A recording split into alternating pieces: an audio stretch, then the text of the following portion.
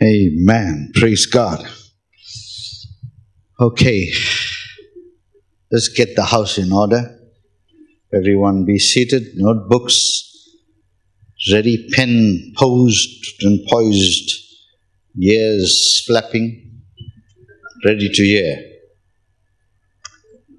You miss one word, you can miss the sentence. You miss the sentence, you miss the message. So attentiveness is critical. The words that Jesus spoke through John, the beloved, Nala Patmos, he that hath ears to hear, let him hear what the Spirit is saying to the churches. Right from Friday, thank God for all the different speakers. That is what we do here. In fact, I just want you to understand that when we choose speakers here, it's not because they are some guest speakers to fill the program. In fact, I want to declare to you, I can take the whole program from Friday myself. There's a reason why you are chosen. It's not because you got some high profile status. It's because I understand the culture of God in terms of exposing, training, and giving people the opportunity. And even the blitz speakers, you saw what powerful. And yet with the limited time they had, they only, yes, from Friday night to the Selvum sharing so powerfully. Saturday morning, power start, Vani. In fact, for the first time, she was called to do that in camps, first time in the camp. I don't know about other places, she might have been invited to do that. And I said, you shouldn't have been intimidated about finishing her notes, because there was so much content. If she went slow and left the other half for another time, she would have done real justice. But that message was potent, using Nehemiah. And later on, Pastor Leslie finished that off. Thank God for the blitz speakers. Every one of them was so prophetic. They were not just scientific, This prophetic is different. People just stay scientific, but they don't know how to impart. But the sons and daughters of this household have grasped this principle of being prophetic. Okay? Even the bat flying around, you must think that God is saying something. That's how you must live. Okay. As soon as everyone is settled and when we're paying attention, I'm going to talk this morning. And to talk, you'll have to sit down. So, I've come to that age right now where I can sit. I've entered my bonus years of ministry. And for you to come to that place, it's going to take a lot more traveling. In fact, you got to, if any one of you want to get to that place in life, I want to take up the last blitz message. You got to stop bloody bleeding. And this crybaby mentality. This is not right. No one cares for me. So don't give me a chance. You will bleed to death. That is why the brain also has the power and the function to stop bleeding, and that is clotting. And if there's dysfunction in your body, that when clotting is not able to, the clotting process is not effective, you'll bleed to death. And I've seen a lot of people bleed to death. Complaining, grumbling, squealing. Just allow the Word of God to put pressure and stop the bleeding and carry on with the work. Carry on with the work. So I'm going to be talking to you, and I might not follow some kind of a procedure. Every one of you, don't try that, but you know what I mean? You must come to a certain age, certain experience, and I'll be talking to you like casually as the Lord would lead me, if you don't mind. Write this down. There's a window period. There's a window period for everything, but especially for conception. Even in the body function, a woman has a window period to conceive, to let the seed germinate and develop it into a baby. The womb only has so much of time. That is why when career women postpone conception when they get married. I don't know why people get married, they don't want to get pregnant. Yeah. And there's the new thing now, they take contraceptive tablets while they're courting so that the honeymoon night they won't conceive. Then why don't you stay like that? Why you get married and waste everybody's time? Yeah, you postpone. And many career women try to think about now after they got their job, got their money, got the position, fame and popularity, come to the age of 35, 38, 40, 50, then they want to conceive. Window period. But that problem is not only with women, it's men too. Yeah, your loins only got a window period.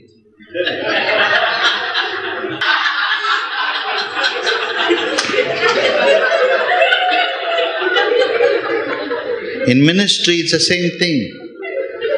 You try too late. Raise sons early.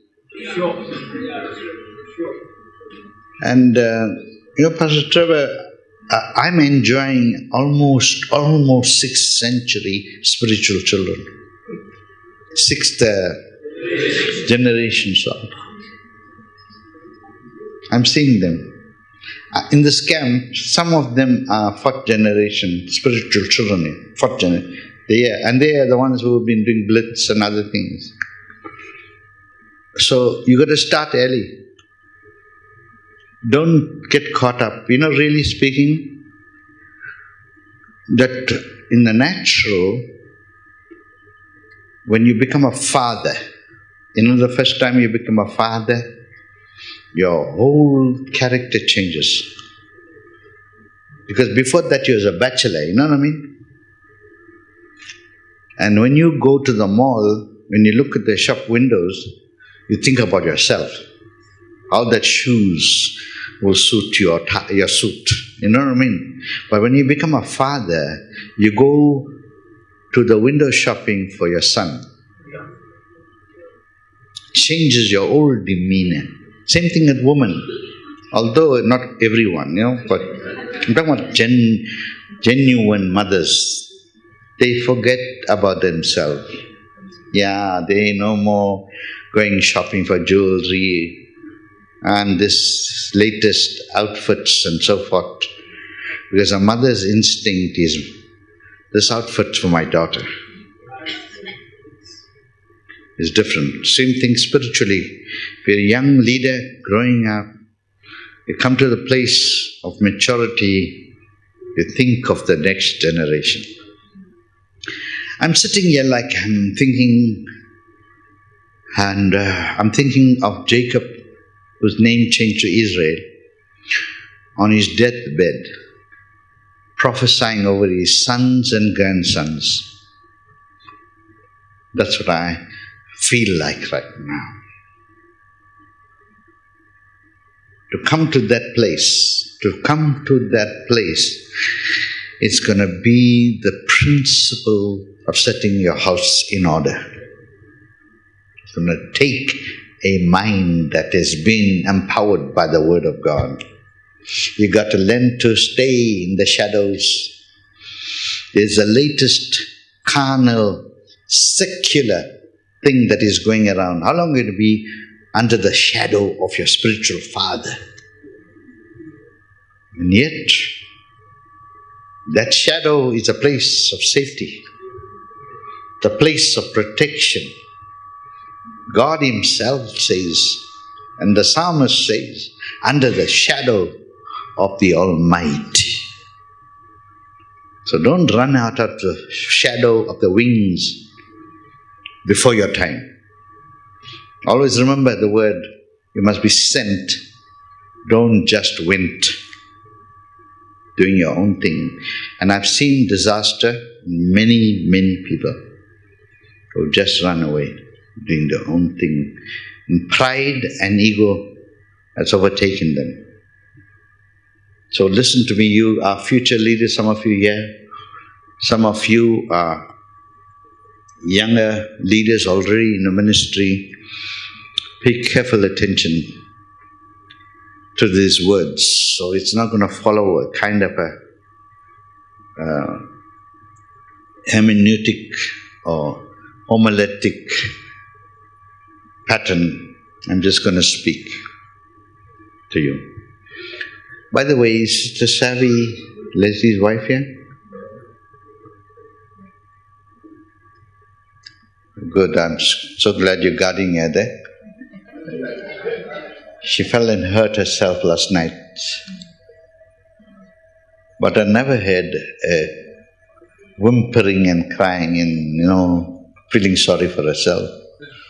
She's that kind of a woman. She's still here. Someone else said, take me home. But she's here. And from here directly she's going to visit her daughter in the Western Cape, George in Western Cape.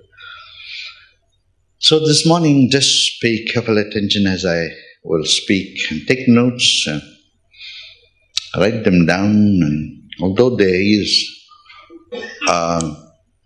the digital facility for you to go back and get recorded of these messages, but certain words, just write it down wherever you are. Words. You don't have to write sentences, write words, because the one word can help your memory balance and you'll understand the message.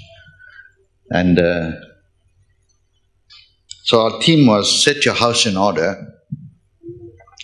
This is not really a weekend conference theme. This is a whole curriculum, as I told you. It's a message that you can develop. In fact, you can build up your own syllabus when you're going back home to church. Those of you are pastors and pastors' wives who are leaders, and the rest of you, build up your own curriculum. You follow the principles. In fact, how I get my themes through my meditation with God, I don't get the message, I get the theme, I get a topic. That's all I get. After that, the word comes. And some of you may not know this. I do not meet with all those who are speaking here to share with them what this theme is all about. I just give them the theme and I leave them to do their own research and come. And you'll see how it dovetails prophetically. So, to set your house in order, the word order is not in the English. The English language is so limited in terms of its words. Unlike the Greek and Hebrew, they have specific words for specific meanings. In English, they use the same word, like love. That's one of the commonest words. Common word of love. Love everything. That's why the way they love chocolates, they love God like that. It's everything they love. They love the dog too. So, that same word. But yet, in the original Greek, There are different words. See? There's filial love, which is human natural love. You know, you love your brother, you love your sister, you love your child. That same love, you can love God. Then there's eros love. You know, this love making. That's eros love. Carnal love. You fall in love with somebody's face, that eros love. You fall in love with somebody's body, that erotic love, you know, that is eros, carnal love. That your marriage cannot last with that kind of a love. In the same way, with your marriage with Christ will not last, because you don't understand what this love really is about. The love of God is agape love, unconditional love. And unconditional love means I didn't make a deal with you. I love you irrespective. That's how God loved us. While we were yet sinners, Christ died for us. That's the love of God. And the church must now start learning to know the difference. So don't say, I love the Lord. When your mind does not register the real word, the real meaning of love. Okay, get that right in your mind if you want to really be successful. And the end, let me tell you, that true success in ministry is in the twilight years of your life. You'll be sitting or lying down on your dying bed. You'll be prophesying of your sons and your grandsons. That's success. Success is not how many buildings you built, how many church buildings you got. Success is not how much money you've got in the bank and how many countries you visited, how many latest model cars you're driving. So you've got to watch out for all those things. I know sometimes the boy mentality like toys. Boys like toys. Sometimes we want to get cell phones just because it's the latest, not because it's a useful resource. You want to show off. So don't think that your outfit, the latest outfit on the platform, will bring transformation in the lives of your hearers. No, it doesn't. You know, there's another garment, unseen garment, fashioned by God, not by one of these Italian, French shows, fashion shows. So that is the garment, the inner garment of humility. Amen? Are you following me? It's okay? I'm talking to you. Don't sleep. That bat will come for you.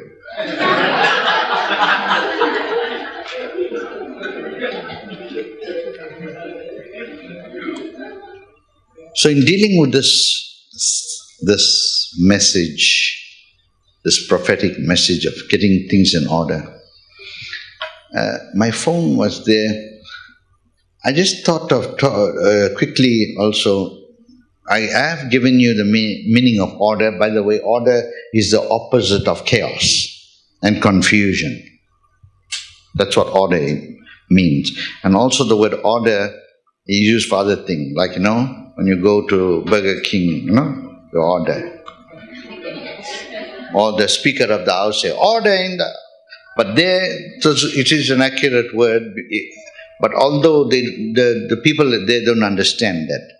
In Parliament, you have to order. You got to wait your turn. You're out of order. Then some chaps stand up and say, point of order for nothing. And they say, point of order, then they start making a speech. The speaker says, that's not a point of order. Point of order is, if the meeting is not going according to procedure, to avoid chaos in the meeting. That's why, you know, when you learn how in a group, when you're a meeting, having a discussion in church, or there must be order. So the word order can mean a lot of things, but in the Bible, it actually means accurately arranged, in proper order. So he started off this word, set your house in order. or put your house in order. In Isaiah chapter 38, when the prophet Isaiah was sent to King Hezekiah, he was sick. And the prophet came and told him, the Lord said that this sickness is unto death, you're going to die. So what do you do? Quickly try to set things in order. Get things in order before you die. In fact, very often we try to set things in order financially for our families. We set things in order, in terms of carnal things, natural things. But spiritually, very few people have this burden to get things in order. First of all, they don't get things the opposite of order is tardiness or untidy. Everything, and when there's no order, in fact you can get hurt, really. Like at home now, if you you got wires hanging all over from the plugs. You got cords running this way and that way. Somebody will trip and die. You'll kill them. Did you know that, really speaking, if you did not put things in its place, someone will trip and fall and crack their head, you're the one who killed them or hurt them. Yeah, that's what happens. Same thing in a church. Things are not done in order. And that's why people don't know about punctuality. One of the things about punctuality. That's order. You don't say because it's 10 o'clock service or 9 o'clock service, you come there 9 o'clock. No. You there beforehand because, you got to make sure everything is in order. The sloppy behavior coming any time and then wondering why this is not right and so forth. So come early. All this thing is about order. So when the prophet is telling the king, get your house in order, it means this household that God has given you, and you are the king, that is over Israel. So it involves him personally, get your house in order. It involves his household. It involves a country, the nation. So some of us as leaders and pastors get things in order. In the youth ministry, get that house in order. In the children's ministry, Sunday school, get it in order. Let there be order, because order is the opposite of chaos. And the other word for order is peace. So you don't pray for peace. Yeah. If there's no order, you don't pray. Go and do something about it. Put things in its right place. Don't mix it up. One of the things I instruct those who are working with me, any project, whether fixing the car or building, I said, put the tools. The most important thing is put the tools before even you wash your hands and run to eat. Put the tools where it's supposed to be, because later on you'll be in emergency looking for a tool and you can't find it. Get order. Spiritually, even more so. Spiritual order. In a family, there is hierarchy also. The husband must be the leader. Even if women don't like it. Let them cry for a while. It's no problem. But the leader. But when a man is not the leader, the husband and the father in the house, then there is chaos. Then the wife has to start doing things you as a man supposed to be doing. She has to worry about accounts. She has to worry about it. And you're a big, loaded Bada. A Loganathan. A log, You don't know. Yeah. In fact, your wife's supposed to feel secured. She must be secured. When Pastor Lazy talked about the walls, when you build walls, I'm not talking about walls of separation from your brother and your sister, walls to keep the enemy away. Your family feels safe. Wife feels safe. In fact, your wife will never override you if you know where you're going and whether you're coming. She knows you got it covered. Because the head of the house is covered. Head of the house is covered. I got it covered. I don't let my wife fret about things. You know what I mean? Even when we had nothing to eat, but made sure there was that cover and protection. And therefore, setting your house in order that the husband and father must take his place. When he takes his place accurately according to the word of God, then the wife will know her place. A mother will know her place. You understand? Then the children will understand, especially the mother and father are united and one. The children won't manipulate the parents. And watch out, some of you, let me tell you this, if I don't tell you anything else, don't run your house emotionally. I see even men are so emotional, they get offended about everything. Little petty thing they get offended. Men were not made like that. The male brain, by the way, I don't think we dealt with that. The male brain is different from a woman's brain. God made it that way for a reason. Because a woman's brain complements the man's brain. Because the man's brain, I think I heard someone who was a specialist in psychology, a Christian teacher, he showed the difference and he illustrated this point. When a man thinks in his mind, when he thinks, he has a box for everything. You understand? He has a box for everything. That box is finances. So when he's talking in the language, he's talking finances. Don't talk now about the wedding coming up. This is dealing with this box. A man's brain is like that. You're talking that box, stay in that box. You understand? Everything in its compartment. And you see a lady sometimes, when you're talking about one thing, she's gone all over the place. And the reason why, if I can describe this, a woman's brain is like spaghetti. Or wiring, wiring. Their wires are connected to everything. So if you're talking about shoes here, she's thinking about her feelings. Like, when we say we can't buy that shoe, she thinks you don't love her.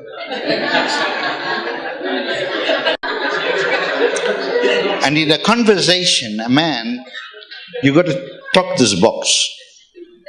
Now there's a positive thing about that. There's a positive thing. That's why he has to be there, because he's focused on dealing with the box. But he needs the brain of a woman too. Because sometimes you get boxed in with one thing, you forget about other thing. For instance, when you're disciplining your children, you don't discipline them when you are angry and upset. That's when the wife comes in or the mother comes in. So you need that emotional side to bring that kind of a balance. So that's why when God made Adam, it was unfinished product. And he saw. So God, when he brought the animals, he created the lion and brought it to Adam. He said, "You lion." That's what Adam said. Brought the elephant, "You elephant." Okay? You this. But after doing all that, the Bible says, And still there was nobody to fill the gap. It was incomplete until he took from the side the rib and he made the woman, because the woman is the emotional part that makes up the house. We need that. You can't ignore the emotional part. But you cannot lead and direct with emotions. Remember that. You can't lead by emotions. Then on the other hand, you can't just lead by having this mindset that is boxed in. There is the other part. That's why in a church, if you don't have a faithful wife helping the pastor in a church, he will kill everybody. My wife always makes excuses for the worst scoundrel in my ministry. Yeah. That's her part. She'll do that, But I have to keep my mind always focused. That part of the brain, And she'll do her part. So that's why she carries bandages all the time. When I finished, then she'll go and say, Pastor.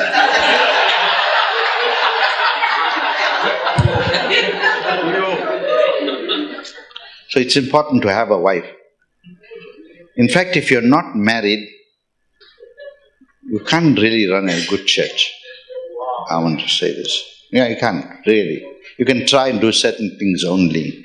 That church will just be like you, only have the balance. Okay? So order is critical. And Isaiah the prophet comes and tells Hezekiah, get your house in order. You're going to die. Hezekiah's response is turns his face to the wall and weeps bitterly to God. He said, Lord, look, I've tried my best. I tried to serve you. And as he was talking to God, I don't know what else he told God. God stopped Isaiah the prophet. I don't know if he was still in the courts somewhere in the palace. He said, go back. Go and tell him, give him another message. I'm giving you 15 years extension. Some of you might be on borrowed time to set your house in order. You don't know. You brought here this weekend for a reason. Because you got limited time to do certain things. As I said, there's a window period. But all of you are not going to be as lucky as Abraham and Sarah. You understand? Just leave that to Abraham and Sarah. Everything was dried up. You understand? But God was testing their faith eventually. And I'm going to deal with that also. I'm going to deal with that also in terms of when there's chaos in a church, because a church has a mixed culture. In Galatians chapter 4, let me read that. In Galatians chapter 4,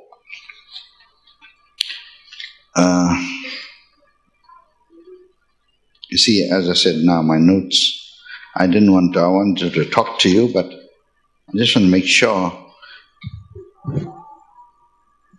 the church is weak because it's mixed up churches.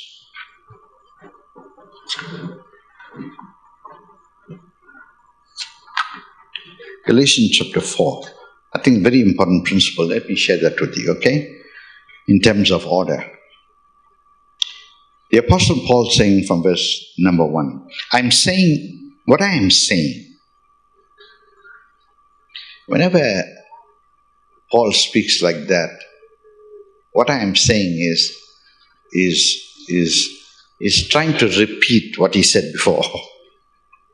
I told you already, but what I am saying. And that is a very good pastor who takes his time to repeat and to revise and And Paul, you know, as a teacher, we don't have dedicated teachers nowadays like what we were brought up with. Those days, those teachers will revise the lesson because they're more interested in the student than themselves. Today's pastors are only interested in themselves. They're not interested in the audience.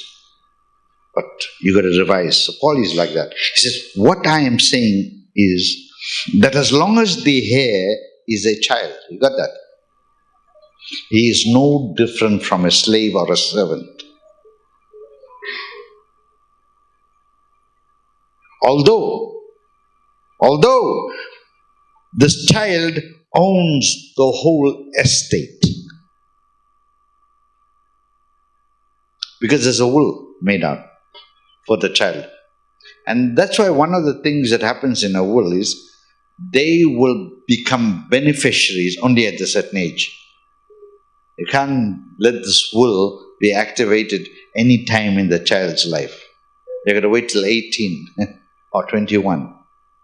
So that's why Paul, using that same legal principle, is what I'm saying is, as long as the heir, the beneficiary, is a child in the mind, immature, he is no different from a slave. It's the same. So that's why you'll notice that little boy is playing with the servant. He knows no difference.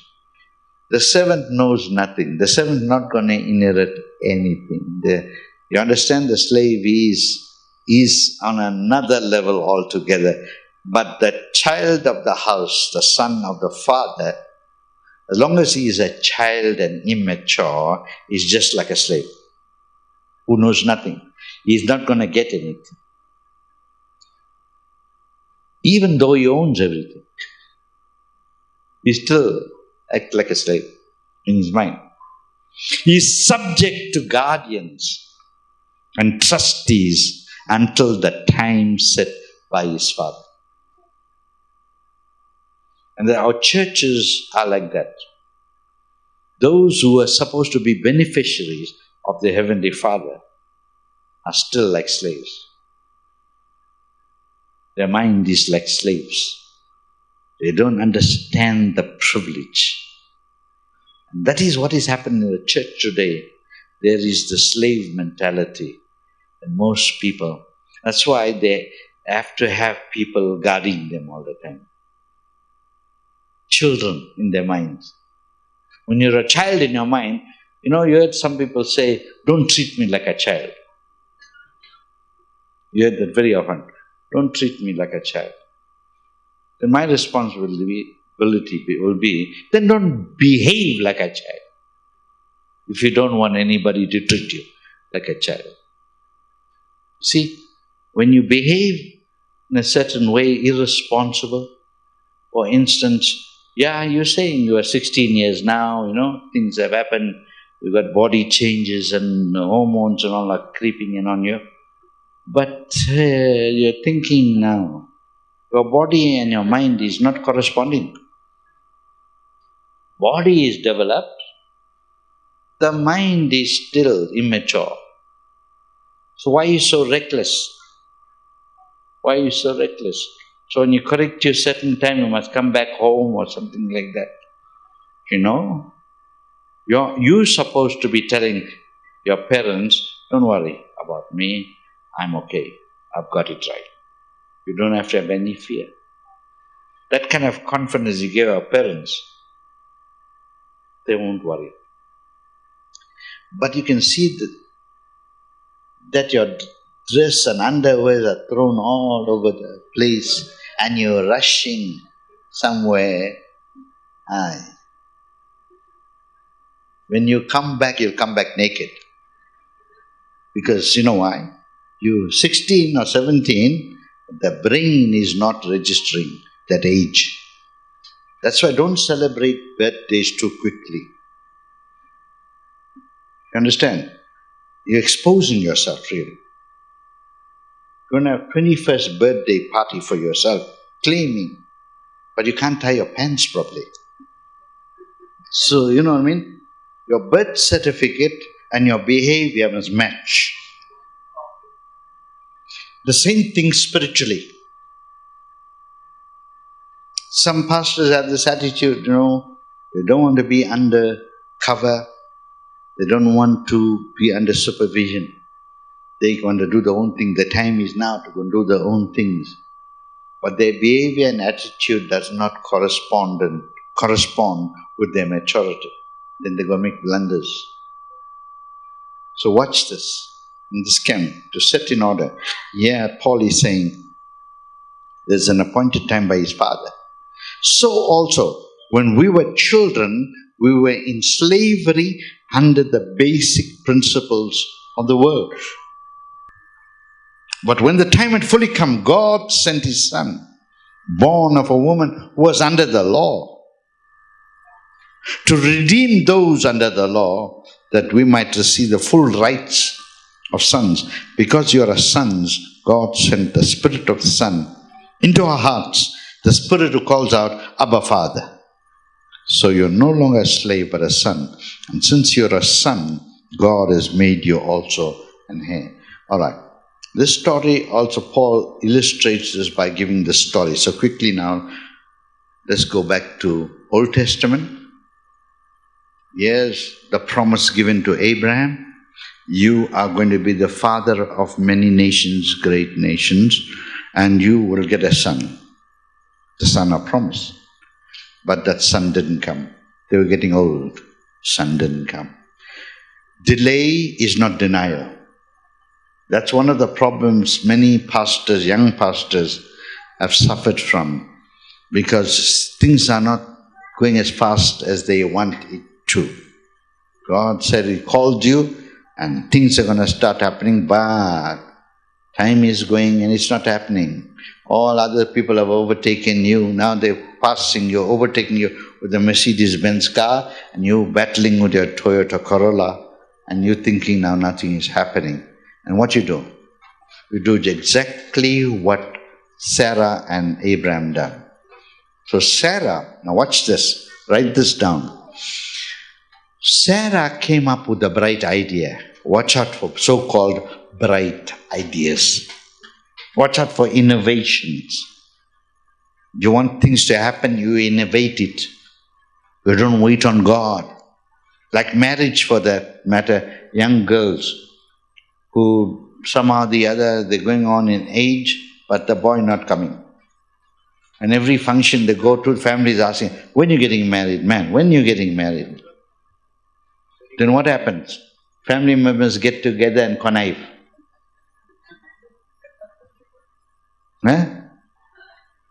They arrange a situation, that birthday party, that boy is going to be there. Let's see if we can get an invitation. So you dress up, buy a new outfit and go. Innovation. Same thing in church, we do that. For so-called success, we bring about innovations. Human ideas. And we leave God out. So what she said, she came out at a very, to them at that time, this is a revelation. She said, why wait? Maybe God forgot. My Egyptian maid is available, I'll arrange it. And the person, Adam, now also falls for that same trick that Abraham falls for the same trick that Adam fell. So he went and took that maid, and they produced an Ishmael. And Ishmael is still a stumbling block to Abraham up till today. Look at the Middle East, Israel. That's why in your church, if you have an Ishmael and an Isaac living in the same house, and I'm not talking about you.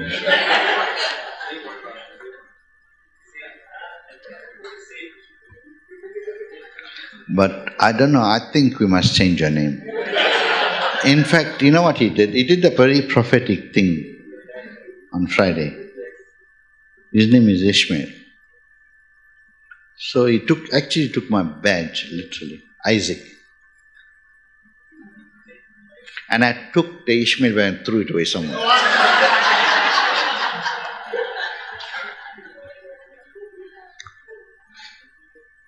And humor aside, seriously, in our churches, the Ishmael spirit is prevailing. So as later on, God brings forth His promise and covenant, and Isaac is born. Now, two different women and two different sons are in the same house. And the reason why the church is not progressing, there's a foreign woman and a foreign son in the same house. And one day, Sarah noticed in a particular gathering, because Isaac was a different one, a different son, the son of promise. His demeanor, culture, attitude was different from an Egyptian spirit. And Ishmael was mocking Isaac. And Sarah rushed to Abraham and told him, "You got to get rid of this woman and her son from the house." They were banished. Listen to me. In your ministry, in your church, you've got to send this foreign spirit out. You've got to send Hagar and Ishmael out. Although God already blessed Ishmael because of the promise, seed of Abraham, you see? God said the seed of Abraham. So Ishmael was the seed of Abraham. So he was blessed. Up till now, he's blessed the same way. But he is not the son of promise. So in our churches, get rid of the spirit. What is the Ishmael spirit? It's a mocking spirit. Might have people in your church who mock high standards. When you are committed and you are serving God and you have the Isaac spirit of sacrifice.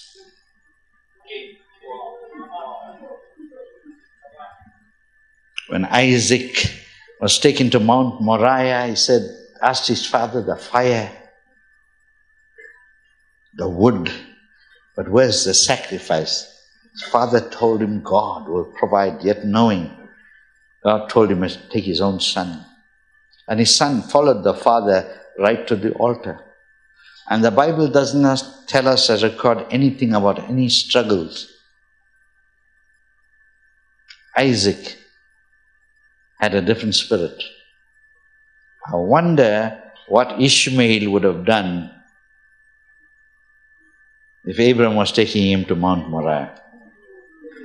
That's why in your church, don't take Ishmaels to Mount Moriah. That's why in a church you need the Isaac. You need the Isaac spirit, the Isaac culture, the sacrificial nature.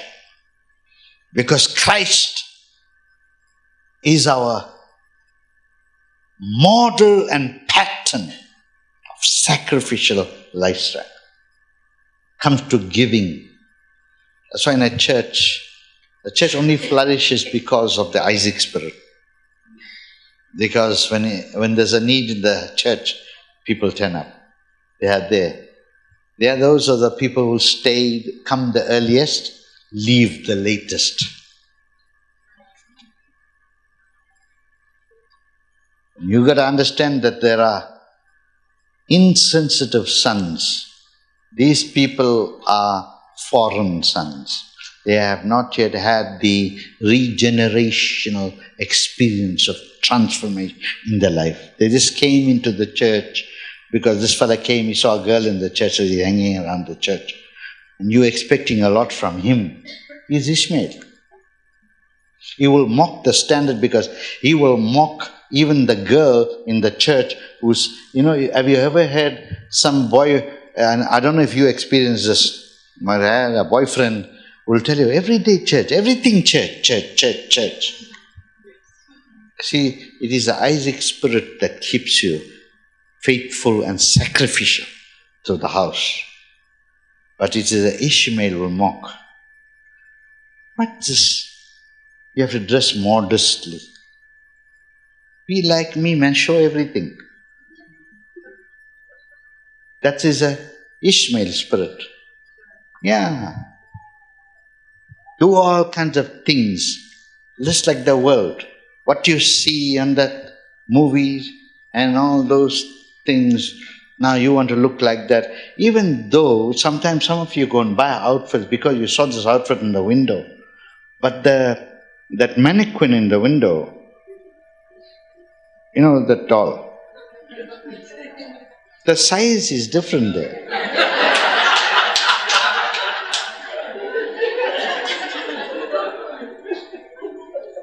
You're thinking now that same thing you put it on, you will look like this.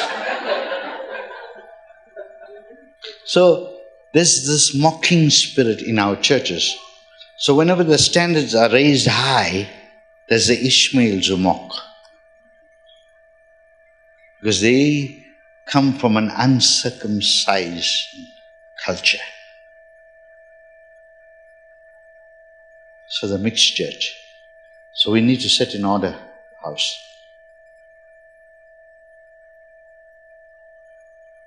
The other thing about why God had to speak to Ezekiel to set his house in order is something that is very, very crucial, and you've got to get this.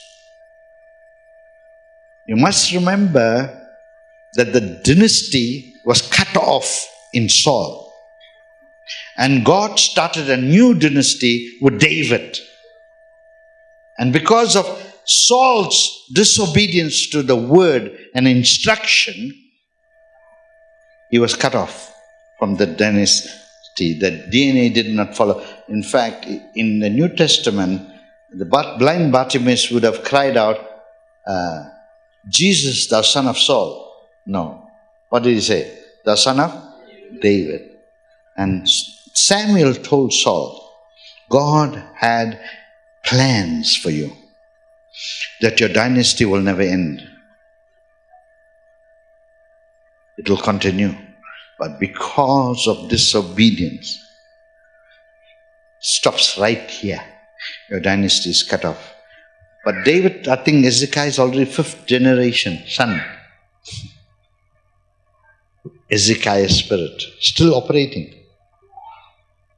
And what God was concerned about is, I think Ezekiel did not prepare a successor. So there is another very important principle for ministry as leaders and pastors conference here, and those of you involved in leadership in the church.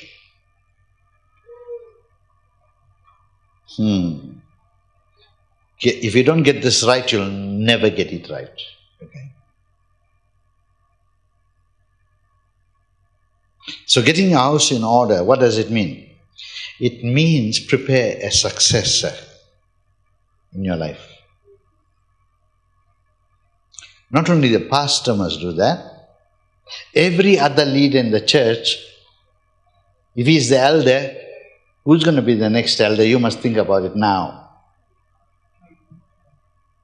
Are you training somebody already? I tell youth leaders, you're not going to be there all the time. There must be somebody following. Who's following you? Who you're preparing? So Ezekiel knew he did not have a successor ready. And that's why God knew that. He said, set your house in order. So really speaking, if you really want to understand what the message of set your house in order is all about a successor. It's not just about moving the furniture. And churches must not have elections, AGMs, where you choose, get the people to vote. God's kingdom doesn't operate like that. It doesn't operate by election. It operates by selection. That's an old traditional thing that came from the denomination church, AGM meeting. And then during the election time, you'll see everybody is going to campaign in the church for who they're going to vote for. And the scoundrel too gets elected. Yeah. So everyone must set your life in order and your ministry in order so that there will be a successor to fill your place. Really speaking, those of you in praise and worship and you're singing, Your microphone is a baton. You pass it on.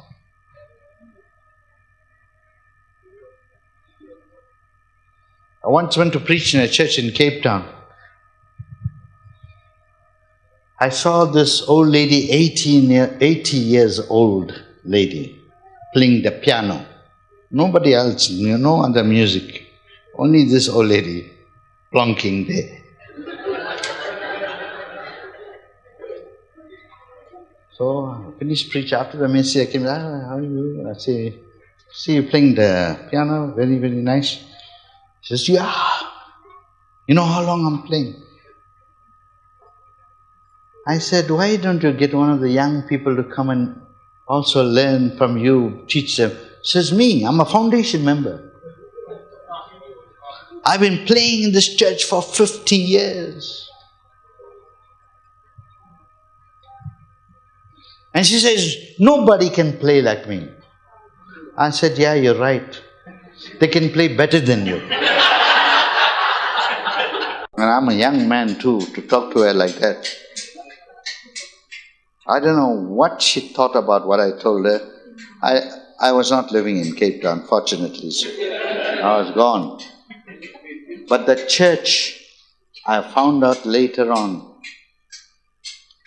the church was at a standstill in that area of ministry. No young people were interested in coming to that church. So those of you holding the microphone, it's a baton in a relay. You who are pastors also, check who's following. It's not just you. And don't wait to get old, because your loins might be dried up. There's a window period. Yes. Naturally, 40 years is more or less the window period.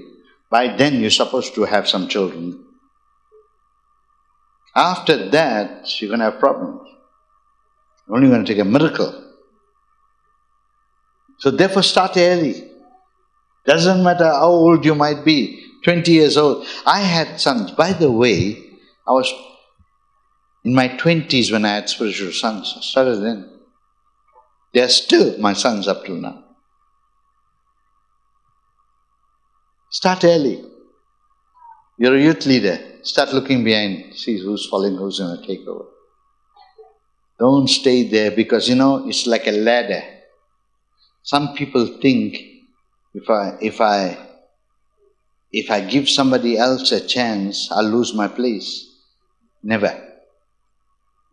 Like a ladder, when you give somebody else a chance behind you to come onto the ladder, the only way you can go is up.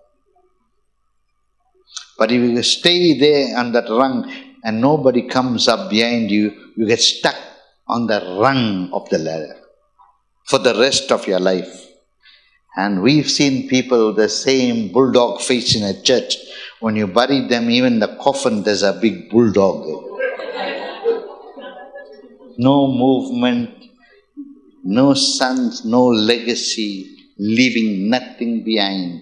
In fact, the greatest, what legacy is not achievement, accomplishment, accumulation, no. You know what is true legacy? Is not what you achieve and accumulate. It's what you leave behind. That's true legacy. What are you going to leave behind? You've got to leave. Someone is following. Watch it. Don't get stuck on the ladder. You'll stay there for the rest of your life. Give others a chance. Because the only other way you can go is forward. Go upward. Amen? These are lessons you won't get from books, I'm telling you. You go and look in the book rooms. You won't get it, generally speaking, every way. And what I'm sharing with you, these are practical things I've seen in my life. So here's this innovative spirit, and that's why when you don't operate with this principle in your life, you'll come out with bright ideas. Come out with innovation. Watch out for people who come out in the meeting and come up with bright ideas that are not prophetic, not biblical, not godly ideas. I know one chap one day in a church board meeting, he said, Pastor, why don't we start church services? Why are we starting so late, 9 o'clock, 10 o'clock? Let's start 7 o'clock in the morning, man. All the earlier, the better the services. And, the stupid pastor listened to him. This idea. Egyptian idea, And guess what happened? They changed the time. You know what happened when they did that? Because what used to happen when they were having service at 10 o'clock or 9 o'clock, they had Sunday schools morning. The children's meeting. And the children's meeting suffered.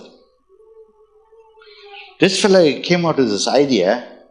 Later on they found out, it was too late, but after many years, they found out he was running a panel beating shop, and on Sunday, he wanted to carry on with this panel beating shop on Sunday. And they came out with this idea in the church. They changed the whole program for his conniving idea. Watch. Be very sensitive to that. And then you've got to raise sensitive sons. Sensitive sons. Who are sensitive to the father's needs and the heartbeat of the father.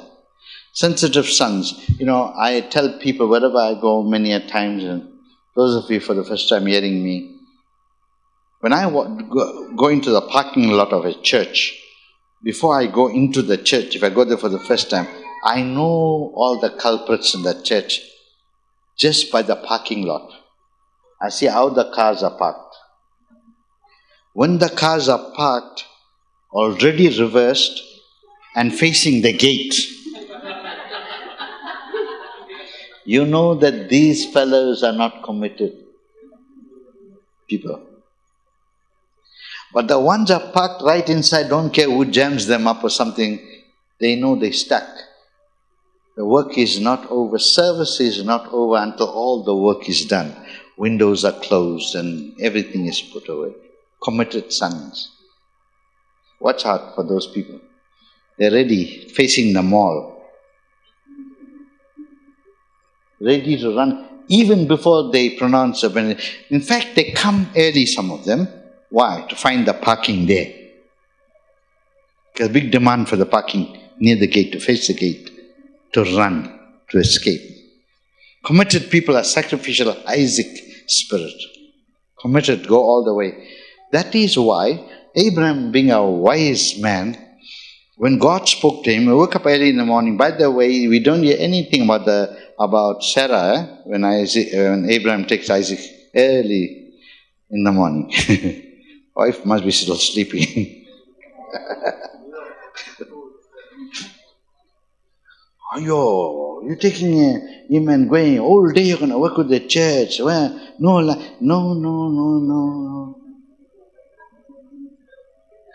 Get that sawdust son of yours to work.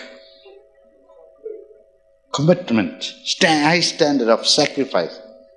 So, when Abraham comes to the foot of the Mount Moriah, he says to these servants, slave mentality, he says, you guys, you park here. You can come thus far and no further. Till I and my son, and he didn't use the word we're going to sacrifice, he said we're going to worship. So real worship is sacrifice. Don't think that coming with a microphone, guitar, keyboard, and let me say to some of you here, you're very good here on the platform, but when it comes to sweeping and cleaning and all, you are useless. So real praise and worship is not only here. There are some people who will sing here, and when they finish, you'll find them in the kitchen too, working. But the mannequins will parade. You heard how I sing. My voice, you heard my voice.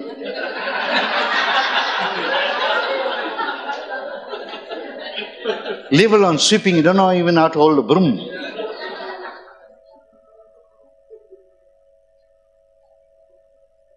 So he says, you know what he told the servants, the slave mentality people? They wouldn't have understood what's going to happen on top there. He told them, you can't come with me because y'all, I don't think he said it loud, but in his spirit he said, you asses stay with the donkeys.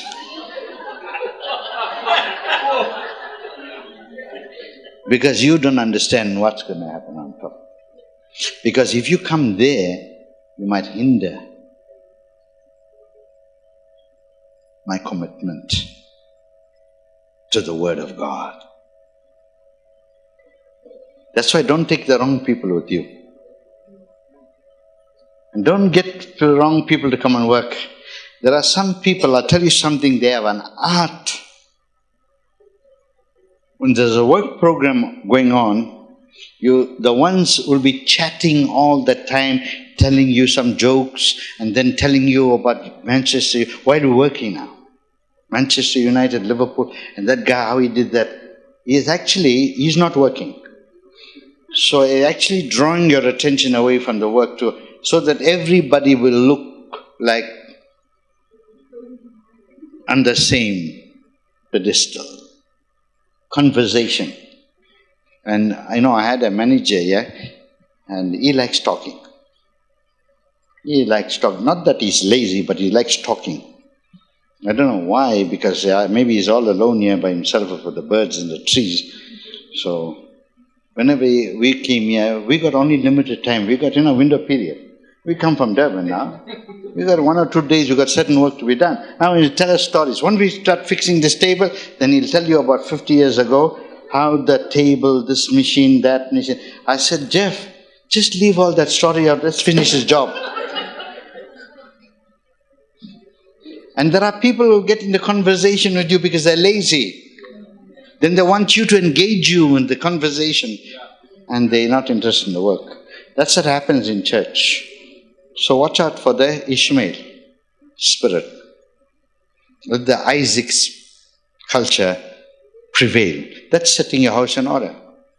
So Hezekiah's concern and burden was to leave a successor.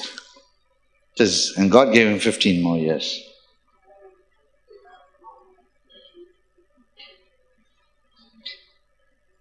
I don't know if he already had some sons, but he recognized these fellows are good for nothing.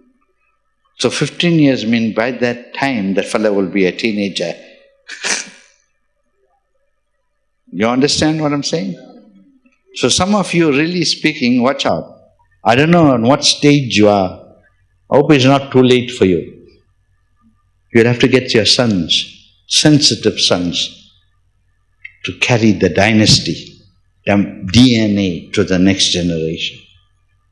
It's not just about you now, your ministry, your name. It's about the next generation. You ladies also think about, that's why Peter speaks about the old ladies in the church. Speak, help the younger ladies. Raise up daughters. Yeah, raise up daughters. Take your time. Yes. I still come to junior youth camps for the last 40 years. And in September, October, I was junior youth camp in Beyond. I will be here even though I don't have to preach. I don't own preach. All the sons will be doing that work. But I'm here. I know what it means for generational, passing down the genes. And as a pastor and leader, I pray that God cause you to set your house in order. It's about the next generation. So much to share, but not enough time. I would like, also before we go for lunch, to give you a chance to some of you to come and share what has happened in this camp for your life. You can encourage other people by just sharing when Pastor Lucanis takes over. So I just thought I'll talk to you. I have so much to share, but I think God has already finished His work in this camp last night. In fact, this is just time that loose knots, and that's what's happening in this session. All right? Don't run away. All of you already, I know your bags are packed. The car is already in the driveway there. But there are some of us going to be the last ones to leave here. And I thank God for sensitive sons of the house. And I thank God even new people who join us, they come and ask us, Pastor, is there anything else we can do? But otherwise they're heading for the N3. So the work is not over until everything is put away. Alright? So go back, set your house in order, and that starts with mastering your mind.